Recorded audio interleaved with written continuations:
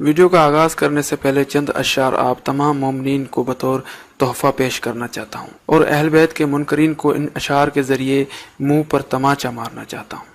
تو کہتا ہے کربلا اقتدار کی جنگ تھی، تو کہتا ہے کربلا اقتدار کی جنگ تھی، قلم میں اگر دم ہے تو لکھ حسین ہار گئے۔ ہزار سجدے زمین حرم پہ ہوں لیکن حاصل روح عبادت نہیں تو کچھ بھی نہیں۔ ہزار سجدے زمین حرم پر ہوں لیکن حاصل روح عبادت نہیں تو کچھ بھی نہیں۔ بتا دیا ہے نبی پاک کے طویل سجدے نے، حسین تجھ سے محبت نہیں تو کچھ بھی نہیں۔ بخشش کی بات ہے اور نہ جنت کی بات ہے، بخشش کی بات ہے اور نہ جنت کی بات ہے، رونا عزائے شہ میں ماں کی شرافت کی بات ہے۔ سامعین محترم، محرم الحرام کے حوالے سے ہمارے اس چینل شان علی ٹی وی پر یہ مسلسل دوسری ویڈیو ہے۔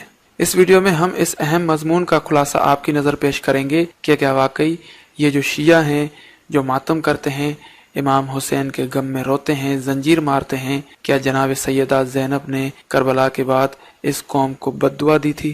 واقعی یہ ایک عجیب سوال ہے، یہ ایک اہم سوال ہے اور اس کا جواب اور اس کی حقیقت انشاءاللہ اس ویڈیو میں ہم آپ کو بتائیں گے۔ لیکن اس سے قبل جناب سیدہ زینب کی شان و شوکت اور عظمت، اس سے پہلے کہ اگر آپ نے ابھی تک ہمارے چینل شان علی ٹی وی کو سبسکرائب نہیں کیا تو ابھی سبسکرپشن کے بٹن کو دبا کر اور اس کے بعد بیل کے آئیکن کو دبا کر ہمارے چینل کو سبسکرائب کر لیجئے۔ تو سامعین محترم، اس ویڈیو کا آغاز کرتے ہیں یوں۔ جناب سیدہ زینب بنت امام علی کا 5 جمادی الاول سن 5 ہجری کو اس دنیا میں ظہور ہوا اور 15 رجب سن 62 ہجری کو آپ کی شہادت ہوئی۔ خاتون جنت جناب سیدہ فاطمہ الزہرا کی بیٹی اور تاریخ اسلام کی محترم شخصیت حضرت امام علی کی بیٹیوں میں سب سے بڑی تھی۔ انہیں بی بی عقیلہ بنی ہاشم کہا جاتا تھا۔ ام کلثوم ام الحسن آپ کی کنیت تھی۔ صدیقہ صغرا آپ کا لقب تھا۔ محدثین حضرت امام علی سے روایت کرتے ہوئے انہیں ابی زینب کے نام سے یاد کرتے تھے۔ ولادت کے بعد آپ کا نام مبارک رسول اللہ صلی اللہ علیہ وآلہ وسلم نے زینب رکھا۔ 7ویں دن آن حضور صلی اللہ علیہ وآلہ وسلم نے عقیقہ فرمایا۔ 6-7 برس کی تھی کہ حضرت بی بی فاطمہ الزہرا کی شہادت ہو گئی۔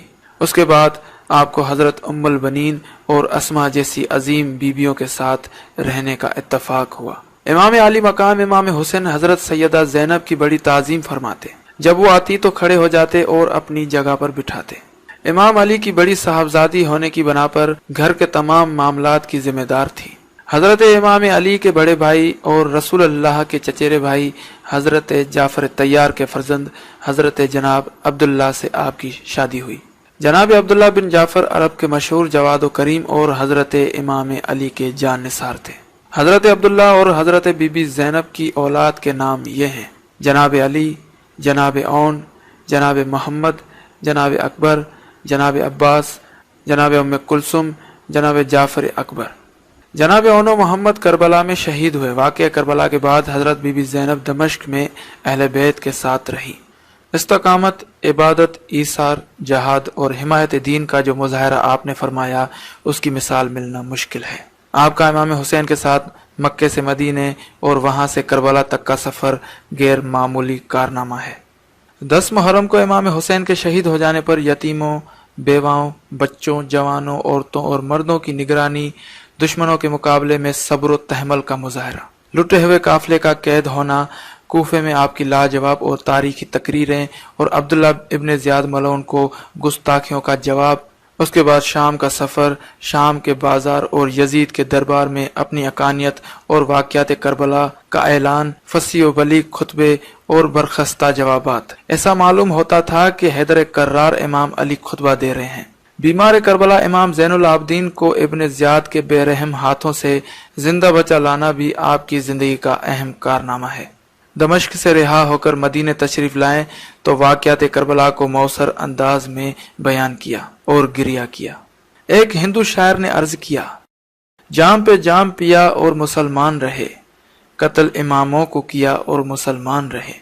جام پہ جام پیا اور مسلمان رہے، قتل اماموں کو کیا اور مسلمان رہے۔ یہی دین ہے تو اس دین سے توبہ ماتھر، شک پیغمبر پہ کیا اور مسلمان رہے۔ جس نے پالا محمد کو وہ رہا کافر، جس نے پالا محمد کو وہ رہا کافر، یزیدیوں نے قتل حسین کیا اور مسلمان رہے۔ کیا इमाम हुसैन को शियों ने शहीद किया। क्या जो आज हम आज़ादारी देखते हैं, ये गिरिया देखते हैं, ये सैयदा बीबी ज़ैनब की बद्दुआ है? तो इसका जवाब कुरान और हदीस की रोशनी में मिलता है, वो है नहीं। ऐसा बिल्कुल भी नहीं है। अगर ऐसा कोई कहता है कि मुसलमान शियों ने इमाम हुसैन को शहीद किया, तो उससे बड़ा मुनाफिक और बदनसीब इस दुनिया में कोई भी नहीं।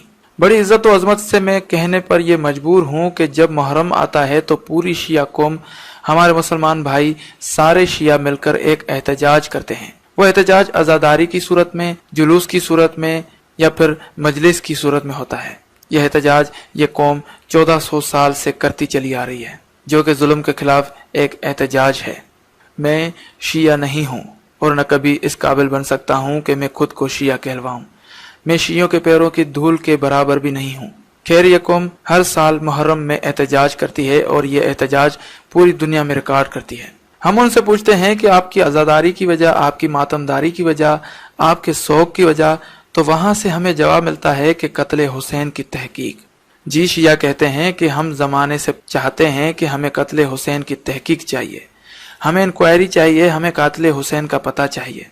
मैं इस वीडियो में इमाम हुसैन की इंक्वायरी बताना चाहता हूँ, इमाम हुसैन के कत्ल की तहकीक बताना चाहता हूँ।